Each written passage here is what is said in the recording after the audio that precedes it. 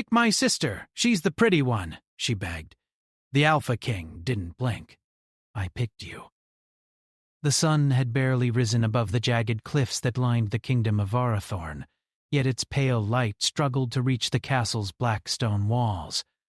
Mist clung to the towers like a veil, hiding the secrets whispered through shadowed corridors. Within the grand hall, adorned with tapestries depicting ancient kings and battles long forgotten, two sisters stood nervously before the Alpha King, Kale.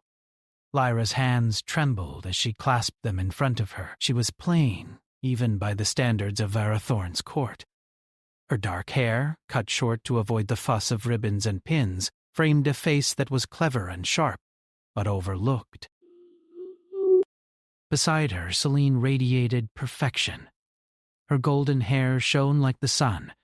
Her posture was regal, and every movement seemed to command attention. "Please," Lyra whispered, though her voice carried over the hall's stone floors. "Pick my sister. She's the pretty one. She's worthy of your choice." I am not. Kale sat upon the throne, his dark cloak flowing behind him like liquid night. His eyes, gray and unreadable, flicked between the sisters. He said nothing. His silence was heavier than any storm. The court watched, breathless, as the tension coiled between the siblings and the king, like a living thing. Lyra's stomach twisted. She had expected this, expected rejection, but the words she dreaded still formed in her throat, choking her before they could escape. She dared not look at Selene. She could feel the unspoken judgment, the hurt, curling in her sister's perfect posture. Kale leaned forward, resting his elbows on the throne's arms. His gaze landed on Lyra, piercing as if he could read every hidden thought, every fear and desire. "I pick you," he said simply, his voice low but unwavering. The words struck like a hammer. Lyra froze. Her knees threatened to buckle. "Me?" she whispered, barely able to believe it. Celine's eyes widened in shock, then narrowed with hurt. "What? Why?" Her voice shook with anger and disbelief. "I am the one meant to serve beside you. I am—" "You are beautiful," Kale interrupted, his tone final, leaving no room for argument. "But beauty alone is not what I seek." He paused, letting his gaze linger on Lyra. "You have something more, something I do not see often. Courage, wit, strength hidden behind fear. You will serve me in ways your sister cannot." But Lyra's heart pounded so loudly she thought Kale must hear it. She wanted to speak, to deny her worth, to run from this terrifying responsibility. But her voice faltered. All she could do was bow her head, a mixture of shame and awe washing over her. Selene turned sharply and stormed toward the exit. "You will regret this, Kale," she spat, leaving the hall in a swirl of silk and gold. The doors slammed behind her, echoing through the empty hall. The court murmured, the whispers like dry leaves in wind. Some admired Catalina's choice. Some questioned his sanity, but Kale's attention remained fixed on Lyra. He gestured for her to follow him. Walking behind him through the echoing corridors, Lyra felt the weight of every gaze upon her. Every step made her pulse thrum with fear and curiosity. She had spent her life in the shadows of her sister, invisible and quiet. Now she was the center of attention, chosen by the most powerful man in the kingdom. They entered a chamber high in the northern tower, where moonlight spilled through tall windows. The room smelled faintly of incense and old parchment. Kale moved to a carved wooden chair near the fire and gestured for Lyra to sit. "You do not understand what you are bound to," Kale said, his voice calm but edged with warning. "Serving me is not a reward. It is a trial. You will be tested in ways you cannot imagine. Your mind, your body, your heart. Everything will be tested." Lyra swallowed hard. She had imagined the prestige, the recognition, but not the danger. She wanted to retreat, to tell him she could not do this, but some part of her, small and fierce, refused to back down. I will try," she said, her voice barely above a whisper, yet firm in its tremor. "I will not fail you." Keol's gray eyes softened for the briefest moment, as if surprised by her resolve. "We shall see," he said. Then he leaned back, silent and unreadable once more. That night, sleep came only in fragments. Lyra lay in the chamber Keol had assigned her, staring at the stone ceiling, her thoughts twisted like the shadows cast by the flickering torchlight. She could still hear Selena's voice, sharp and accusing, echoing in her mind. And beneath it all, there was something else, something stirring within her. A strange warmth in her chest, a faint pulsing in her veins. She did not understand it, but it frightened her more than any court intrigue or Keol's piercing gaze. Days passed and life in the court revealed itself in layers. Lyra discovered that Keol's choice was more than mere preference. Every action she took was observed, every word measured. She was tested in subtle ways, deciphering riddles of ancient law, understanding hidden alliances, predicting the moods of those who whispered behind closed doors. Keol appeared to her unpredictably, sometimes stern, sometimes absent, sometimes allowing brief moments of quiet conversation. Lyra noticed how his eyes lingered longer than politeness required. She felt his presence as a physical weight, a mix of protection and challenge. One evening, he took her to the castle's northern gardens. Mist rolled between the twisted branches of blackened trees, and the moon reflected off the glassy surface of the fountain at the center. "You are not like the others," Keol said, his voice low, almost a murmur against the night. "They seek to please me through flattery and fear.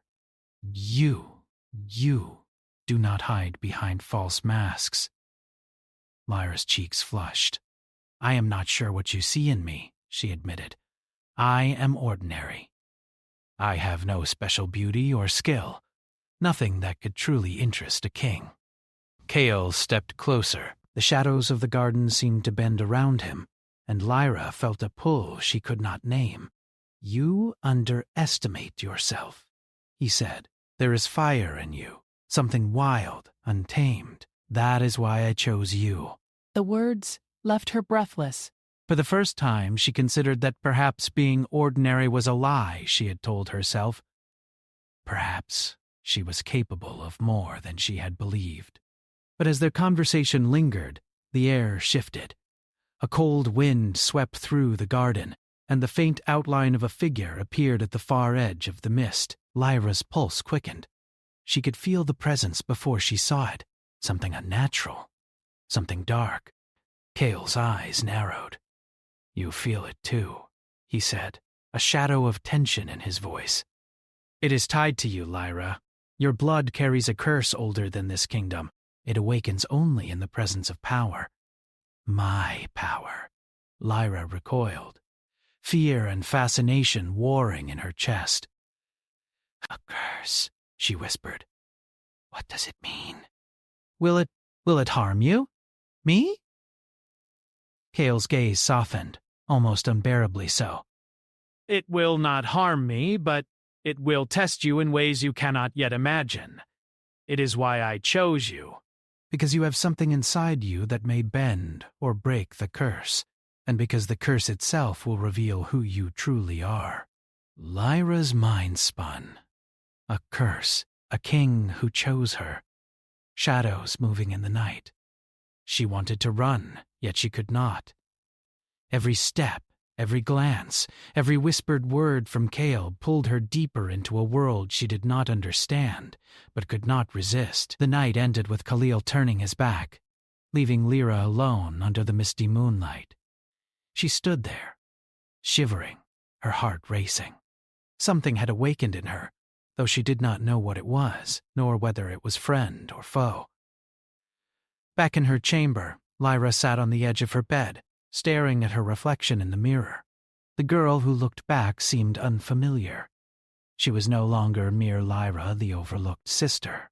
She was someone chosen, someone powerful, and yet someone marked by a darkness she could neither name nor control. The castle was silent around her, but the shadows whispered secrets older than memory.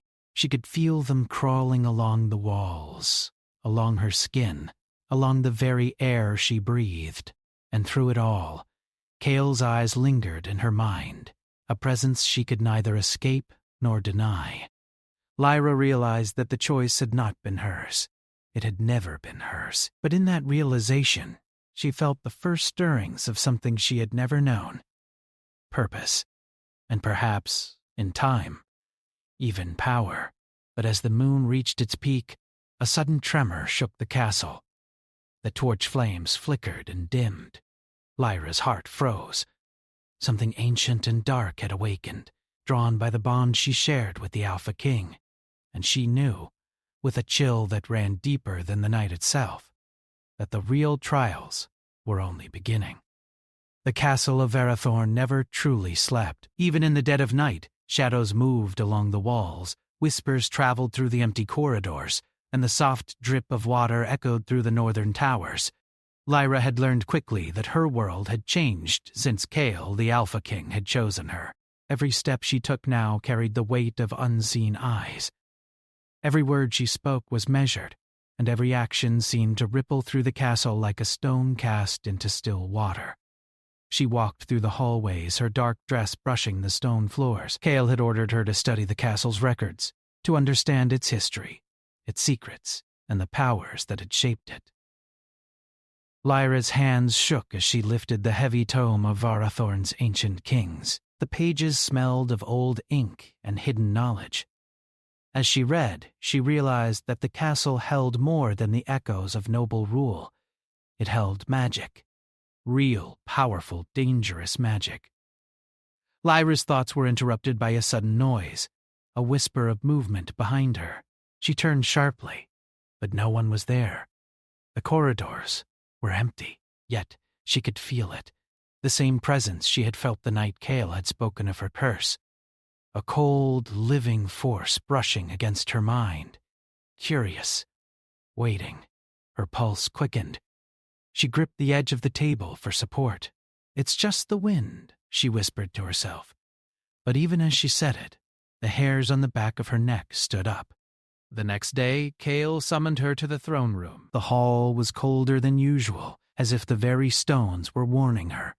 Kale sat tall on his throne, his dark cloak flowing, eyes gray as storm clouds. He said nothing as Lyra approached, only gestured for her to kneel before him.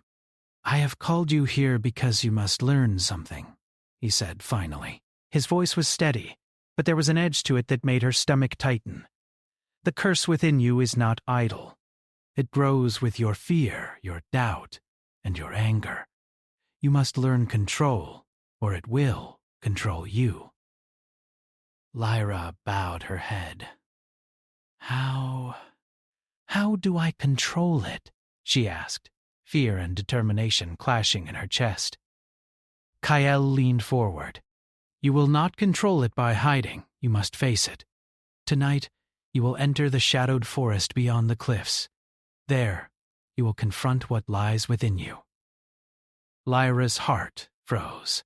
The shadowed forest was dangerous.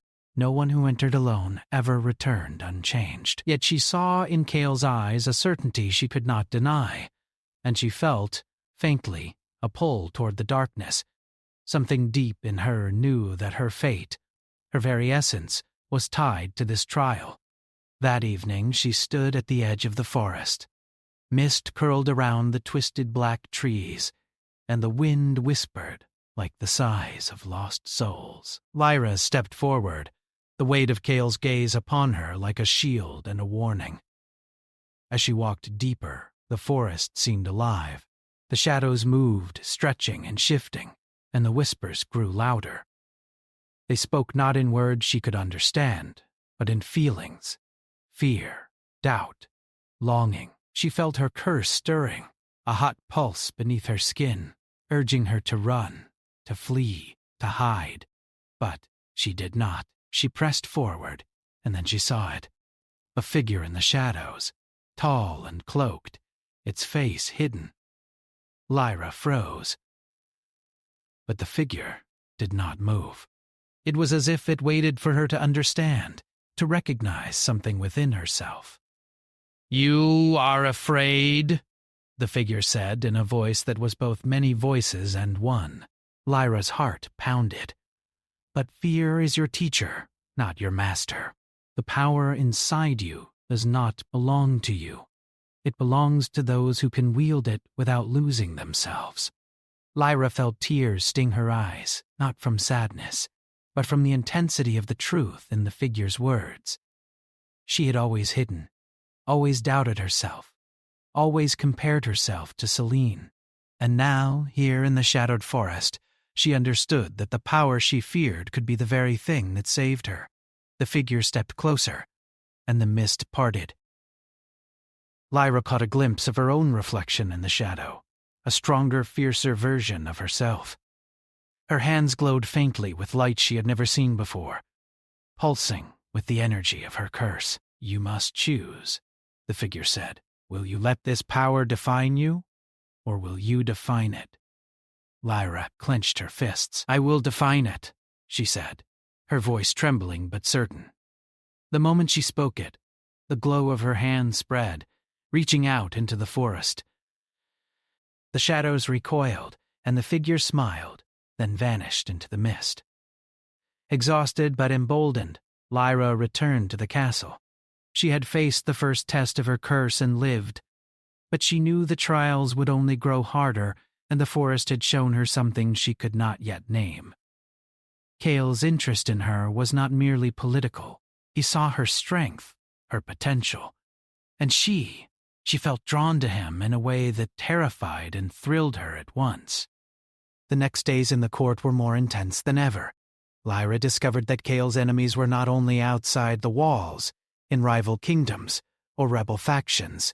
They were within the castle. Whispers of her rise, of the king's strange choice, spread like wildfire. Celine, once distant, now watched her every move with cold calculation. Some courtiers offered friendship, their smiles polite, their eyes sharp. Others whispered threats they hoped she would never hear. Cale, meanwhile, tested her in ways both subtle and direct. He would appear unexpectedly during her lessons, asking questions that required not just knowledge but intuition. He observed her in council meetings, noting how she handled threats and deception. Sometimes he stood silently behind her, watching her confront challenges alone, and Lyra felt the weight of his presence like a tangible force pressing against her back. One afternoon, Cale brought her to the library, a vast chamber where sunlight barely reached through the tall, narrow windows. The air was thick with the scent of parchment and dust, and the shelves towered above like silent guardians of forbidden knowledge. "You will study the histories of the Alpha Kings," Cale said, his voice softer than usual. "Not to memorize them, but to understand the decisions they made, the sacrifices, the failures. You will learn that power is not given. It is taken, guarded, and endured." Lyra nodded, absorbing his words. She felt the gravity of her position, the dangers, the responsibilities. Yet beneath it all was a thrill she could not deny, the sense that she was being shaped, guided, tested in ways that would make her stronger. That night, as she walked alone in the northern tower, she sensed the first tremors of the curse again. A shadow flitted across the wall, almost imperceptible. Her heart raced, but she did not run. Instead, she reached for it, letting the pulse of power flow through her, recognizing it as part of herself. A sudden gust of wind slammed the window open. The torch flames flickered, casting moving shadows that danced along the walls. Lyra held her hand steady, whispering to herself, "I am not afraid. I am not afraid." And then Cale appeared, stepping out of the darkness. His eyes were stormy, unreadable, but they softened when they met hers. "You have learned quickly," he said. "Most would have fled at the first sign of the curse. You faced it. That is why I chose you." Not for beauty, not for obedience, but for courage. Lyra's chest swelled, part pride, part confusion.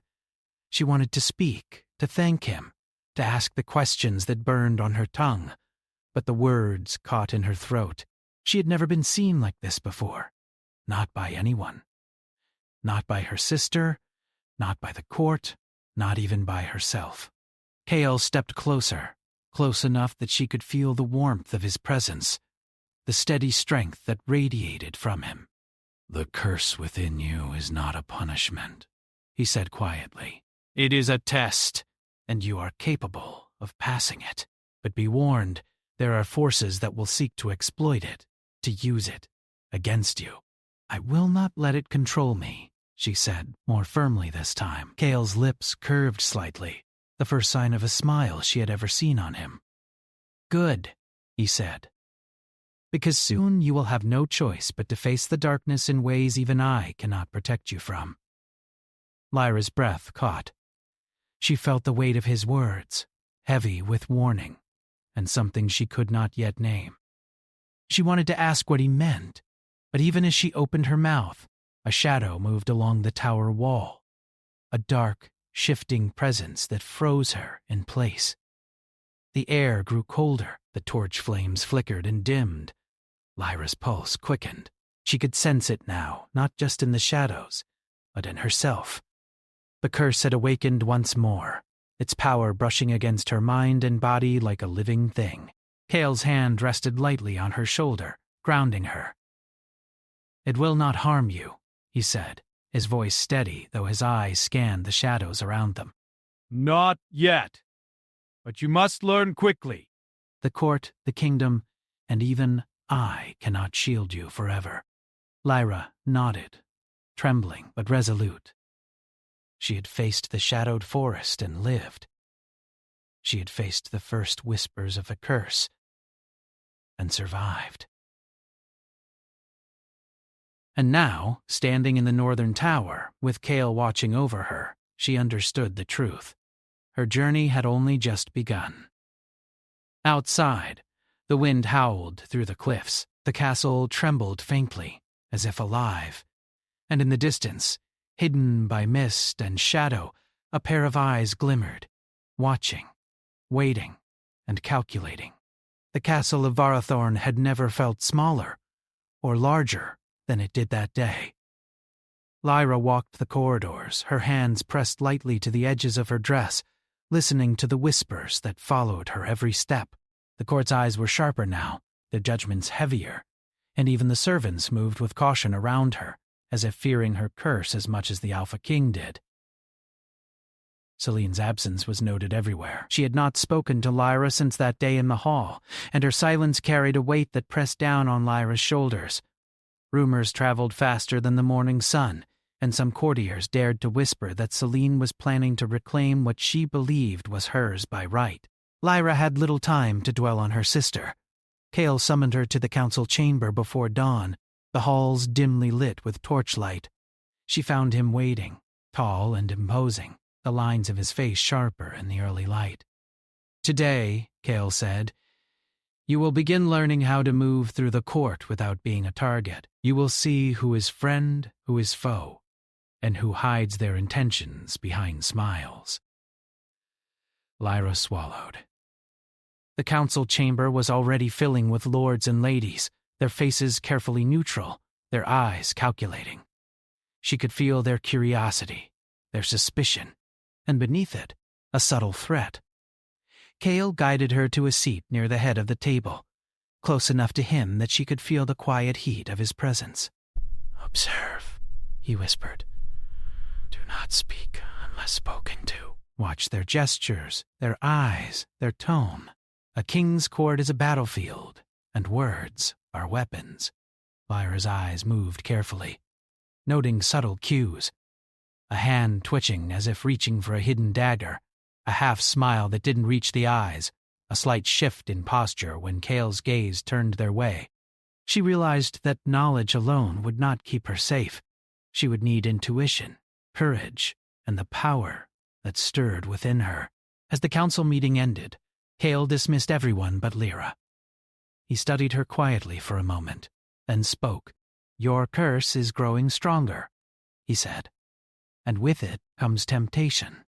You may feel drawn to paths that seem easier, safer, or more enticing. Resist them. Every choice you make now will shape who you are and who you may become." Lyra nodded, though her mind spun with questions. She wanted to ask about the nature of the curse, about the dangers lurking within the castle, about the feelings she did not yet understand when Cale was near, but she kept silent, trusting that the answers would come in time. Later that evening, as she walked alone in the northern garden, Lyra sensed the first stirrings of a new danger. The shadows moved differently now, more purposefully, more aware. A figure emerged from behind the twisted black trees, a courtier she had trusted, a man named Corvin. "Lyra," he said softly, his tone smooth, almost gentle. "The king cannot always protect you. You must choose whom to trust." Lyra's pulse quickened. I do not understand," she said. Corvin stepped closer. You have power inside you. I have seen it. "The court fears it. Your sister fears it. But I can help you learn it, guide it. Together we could rise above Cale's control." You do not need to be his pawn." Lyra's heart raced. The words were tempting, dangerous. She knew that listening to Corvin could mean betraying Cale, the man who had chosen her, the man whose presence stirred something in her she had never felt before. I cannot," she said finally, her voice trembling. "I am loyal to the king." "Loyalty is a chain, not a shield. Open your eyes." "He sees your power and uses it for his gain. Do you not feel it? That pull, that connection?" You could be free of it if you let me guide you. Lyra stepped back, her fists tightening at her sides. She felt the curse stir violently inside her, a hot pulse that made her shiver. This was the first real test of her self-control outside Cale's presence, and she realized the truth of his warnings. Temptation could be as dangerous as enemies in the shadows. I will not," she said again, firmer this time. Corvin's expression hardened, and he stepped back, fading into the mist. Lyra's legs trembled, but she held herself upright. She realized that control would not come easily. The curse was growing, her emotions were tangled, and even those who smiled at her could hide danger behind their eyes. She was alone in this, except for Cale. Days passed, each bringing new challenges. Cale tested her mind, her courage, and her ability to read others. He placed her in situations where she had to negotiate with lords who saw her as inexperienced, confront threats masked as polite conversation, and maintain composure while the court's eyes judged her every gesture. Through it all, Cale was near, observing, guiding, yet leaving her space to act. Lyra began to notice a strange rhythm between them, a silent understanding, a push and pull of authority and trust. She felt drawn to him, though she did not understand why. And she sensed that he, too, felt something he rarely allowed himself to show. One night, while walking the torchlit corridors, Lyra found herself in the library. The castle was quiet, almost unnaturally so. She was studying the ancient texts, searching for knowledge about the curse, when she heard the faintest rustle behind her. Turning, she saw Celine, her golden hair catching the firelight, eyes gleaming with something that was neither sisterly affection nor friendship. "Lyra," Celine said softly, almost sweetly, "you think Cale chose you for your courage, your strength, your power, but he chose you because of me, because of what I gave him. And now you think you can take it from me?" Lyra's heart raced. She had expected jealousy, perhaps anger, but not this cunning, cold precision. I do not wish to take anything from you," she said. "Cale's choice is not yours to claim. I do not want conflict between us." Celine's lips curved in a faint, dangerous smile. Ah, but conflict has found us anyway. You have power, yes, but it is raw, uncontrolled. And when it awakens fully, it will consume you. I can guide you, or let you fall. Before Lyra could respond, the room seemed to shift. Shadows thickened, and the air grew colder. The curse pulsed in her veins, responding to the tension, to Celine's hidden intentions, to her own fear. Cale appeared suddenly at the library's entrance, his cloak flowing, eyes blazing with concern. "Enough," he said, his voice cutting through the shadows. "This ends tonight." Celine stepped back, her expression icy. "This is not over," she said, before slipping away into the corridors, leaving only whispers behind. Cale turned to Lyra, his gray eyes scanning her face. "Are you hurt?" he asked quietly. "No," Lyra said, though her hands were trembling slightly. "But I felt it. The curse. It reacts to her." Cale nodded. "Yes. You are stronger than you know. But this is only the beginning. Your power will be tested, not just by the curse, but by those who would exploit it. You must learn to trust yourself above all else." Lyra looked at him, her heart pounding. I will try," she whispered. "I will not fail." Cale's expression softened for a fraction of a second. "Do not think of it as failure," he said. "Think of it as learning. And know this, I will not let you face it alone." But as Cale's eyes met hers, Lyra saw the shadow of worry there, the kind that spoke of dangers he could not see or control. And somewhere deep in the castle, hidden behind stone and mist, someone, or something, watched, waiting for the moment her resolve might falter. The following night, the castle's corridors were alive with whispers, shadows curling like smoke. Lyra could feel her curse stirring with unusual force, responding to something she could not yet name. She walked to the northern tower, the place Cale had once told her was the safest spot to meditate and learn control.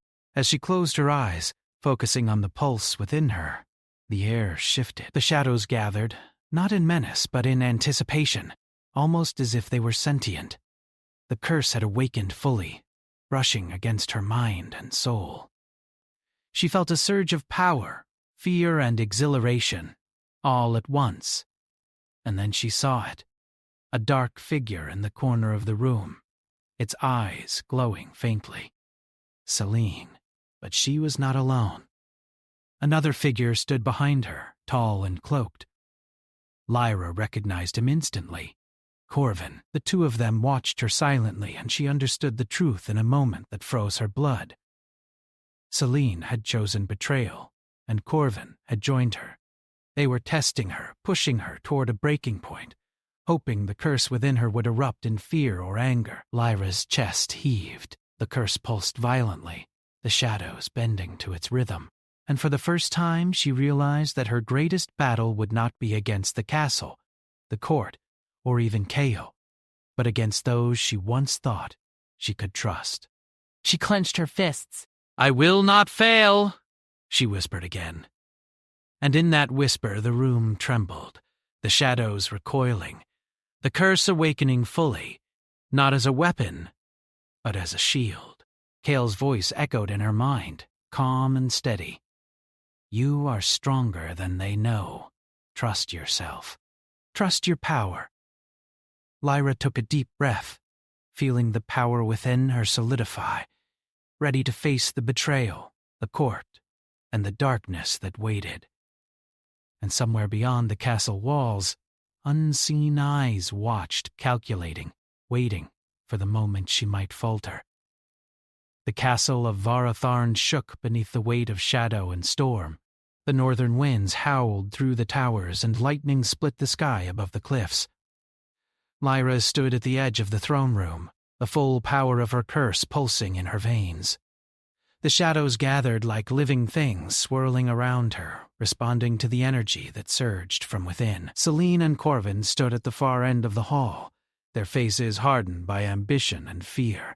Celine's golden hair seemed to glow in the flickering torchlight, but there was no warmth in her eyes. Corvin's expression was cold, calculating. Both had underestimated the strength that lay hidden inside Lyra. "You cannot control it," Celine said, her voice sharp and confident. "Not fully." You are weak. The curse will destroy you, and then the kingdom will fall into our hands. Lyra's pulse raced, but her hands were steady. She felt Cale's presence behind her, calm, strong, and unshakable. His steady heartbeat seemed to echo inside her own, anchoring her fear. She did not look at him directly, but she knew he was there, watching, supporting, guiding. "I am not weak," Lyra said, her voice clear and firm. "And this curse, it does not control me. I control it." The shadows responded to her words, stretching and bending at her will. The air in the throne room shimmered, alive with power, as if the very castle recognized her strength. Celine's eyes widened in disbelief. Corvin stepped forward, trying to mask his fear, but his hands trembled slightly.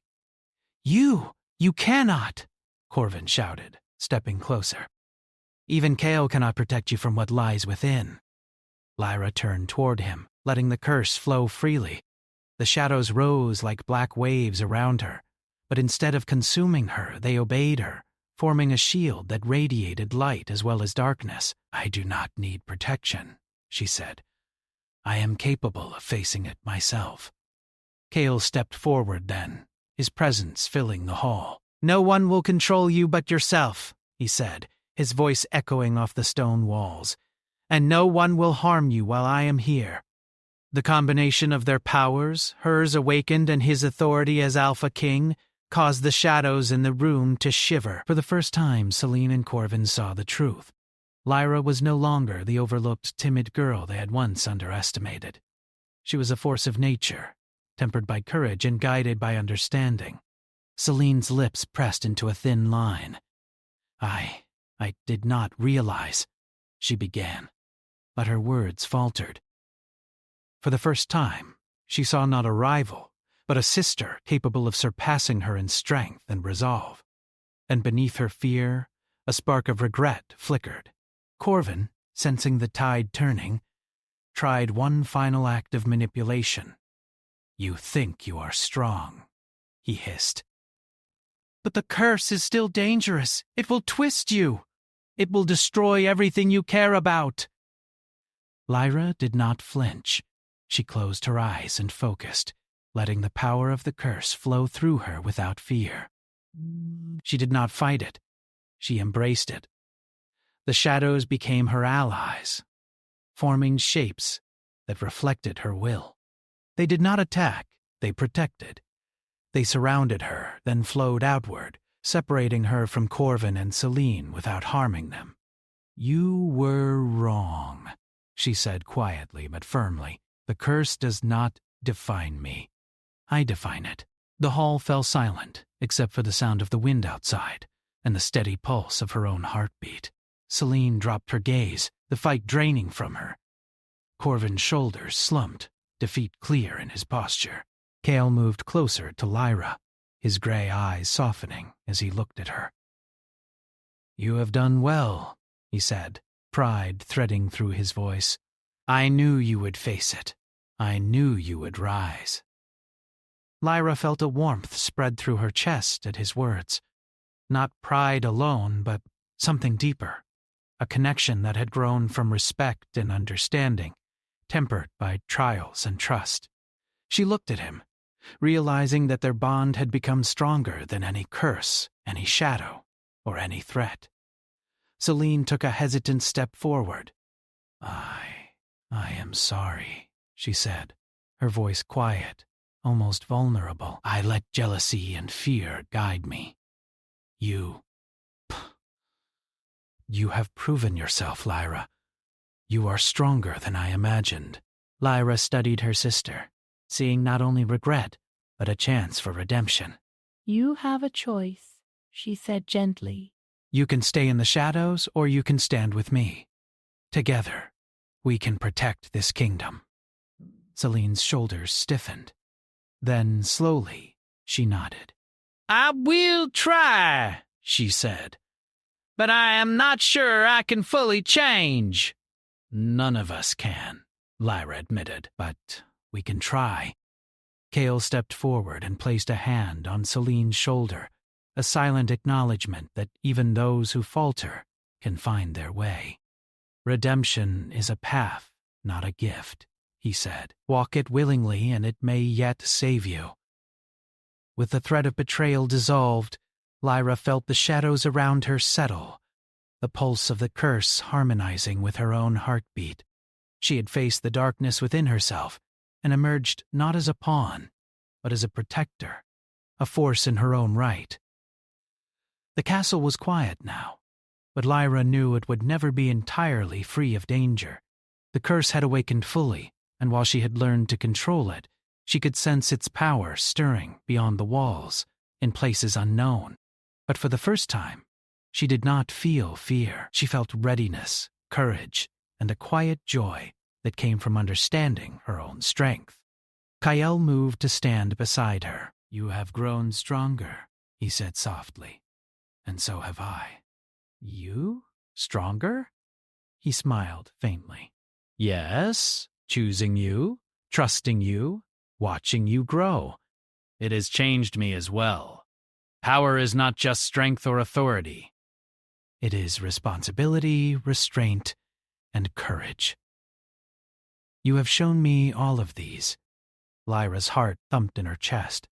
They felt a warmth, a connection that went beyond words, beyond fear, beyond power. She understood now why Kael had chosen her, not for her beauty nor her obedience, but because of her spirit, her courage, and the strength she could summon when it mattered most. Outside, the storm began to calm, the wind softening, and the first light of dawn breaking across the cliffs. The kingdom seemed to breathe, as if acknowledging the balance restored within the castle walls. Lyra felt it too, a sense of harmony between the darkness she had faced and the light she had embraced. Selene stepped closer, her hand trembling slightly. "Thank you," she said quietly, "for forgiving me, for showing me a way I did not see before." Lyra reached out and took her sister's hand. "We are stronger together," she said, "and this kingdom is safer when we stand united."